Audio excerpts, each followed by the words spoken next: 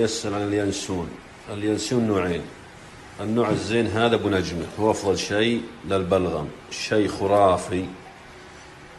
اللي عنده بزر بو كح بو بلغم هذا يطلعه، سبحان الله العظيم، يطلع اللي بالصدر كله، يفوح بالماء له نص ساعة وبعد يبرد زين شاهي، شيء خيال. وينعم الصوت، لو تعطيه حمار بدل ما ينهى قد يغرد. شيء خرافي، شيء عجيب. انصح به يا جماعة الخير، مفيد ولا ابو ضرر ابد. ينسون ابو نجم كيلو ب40 ريال، يا بلاش، وطبيعي ونقي على قولتهم، ما بها اضرار. استغرب من اللي ينشد عن نوب اليانسون يباع. ينسون يعني معقول يباع عند درع العطور؟ ينسون يباع عند العطار.